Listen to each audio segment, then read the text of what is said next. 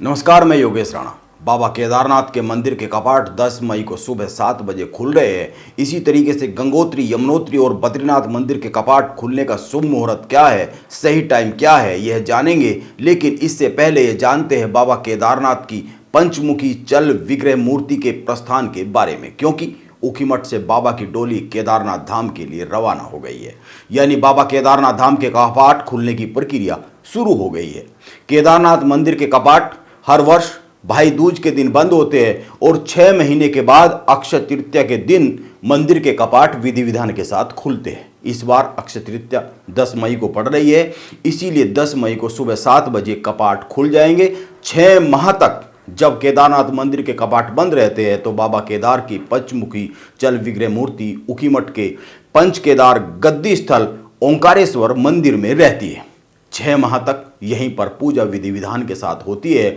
इस बार बाबा केदारनाथ मंदिर के कपाट 10 मई को खुल रहे हैं, इसीलिए 5 मई को ऊखीमठ के ओंकारेश्वर मंदिर में बाबा भैरवनाथ की पूजा के बाद विधि विधान के साथ 6 मई को बाबा केदार की डोली केदारनाथ धाम के लिए प्रस्थान कर गई।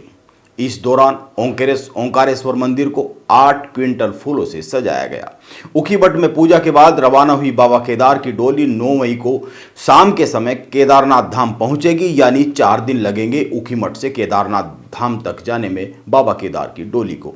और इन 4 दिनों में कई रास्ते में पड़ाव होते हुए आएंगे और इन पड़ाव पर बाबा केदारनाथ की डोली रुकेगी, रात्रि विश्राम करेगी। डोली 6 मई को ऊखीमठ के ओंकारेश्वर मंदिर से गुप्तकाशी के विश्वनाथ मंदिर के लिए प्रस्थान कर गई। गुप्तकाशी के विश्वनाथ मंदिर में रात्रि को विश्राम होगा। 7 मई को बाबा केदार की डोली गुप्तकाशी से रात्रि विश्राम के बाद फाटा के लिए प्रस्थान करेगी। इसके बाद 8 मई को फाटा से गौरीकुंड के लिए प्रस्थान करेगी और 9 मई को गौरीकुंड के गोरा माता मंदिर से बाबा केदारनाथ धाम के लिए प्रस्थान करेगी।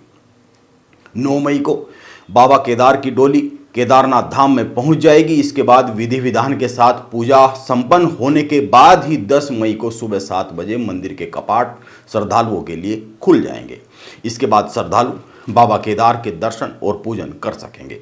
जिस तरह से बाबा केदारनाथ मंदिर के कपाट खुलने का शुभ मुहूर्त 10 मई सुबह 7 बजे है, इसी तरीके से यमुनोत्री मंदिर के कपाट 10 मई को सुबह 10:29 पर, गंगोत्री मंदिर के कपाट 10 मई को सुबह 12:25 पर और बद्रीनाथ मंदिर के कपाट 12 मई को सुबह 6 बजे खुलेंगे। यह शुभ मुहूर्त है चारों धामों के कपाट खुलने का।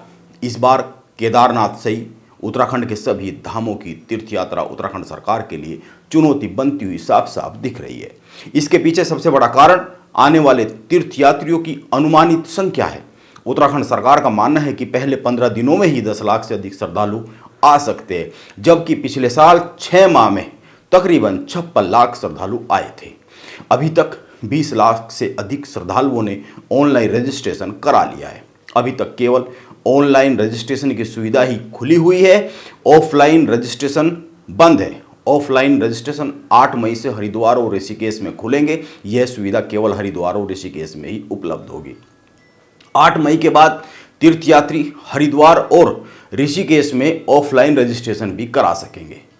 आप 4 धाम यात्रा पर आ रहे हैं तो रजिस्ट्रेशन जरूर करा लें, क्योंकि चारों धामों पर एक दिन में कितने तीर्थयात्री जाएंगे इसकी संख्या उत्तराखंड सरकार ने तय कर दी है। अगर आपका रजिस्ट्रेशन नहीं होगा तो आपको दिक्कत हो सकती है, क्योंकि मंदिर में जाने से पहले आपसे रजिस्ट्रेशन के बारे में जानकारी जरूर ली जाएगी, तभी आगे के लिए टोकन दिया जाएगा। सभी धामों के इस बार टोकन के हिसाब से पूजन और दर्शन की सुविधा मिलेगी। यह जानकारी उत्तराखंड के पर्यटन मंत्री सतपाल महाराज ने भी कुछ दिन पहले ही अपनी प्रेस कॉन्फ्रेंस कर दी थी। हालांकि पिछले साल भी टोकन की व्यवस्था उत्तराखंड सरकार ने की थी, जो बहुत ज़्यादा सफल नहीं हो पाई थी। देखना यह होगा इस बार यह कितनी सफल होती है। 4 धाम यात्रा पर आने वाले तीर्थयात्रियों को रजिस्ट्रेशन इसके बाद भी जरूरी है। यात्रियों को जो अधिक संख्या है उसको देखते हुए भीड़ प्रबंधन के लिए रजिस्ट्रेशन अनिवार्य किया गया है। यह व्यवस्था अनिवार्य की गई है, इसीलिए सभी को सहयोग देना चाहिए। रजिस्ट्रेशन जरूर कराएं। आप अपनी यात्रा पर निकल रहे हैं तो पूरी जानकारी लेने के बाद ही निकले। आपकी यात्रा शुभ हो। नमस्कार, मैं योगेश राणा।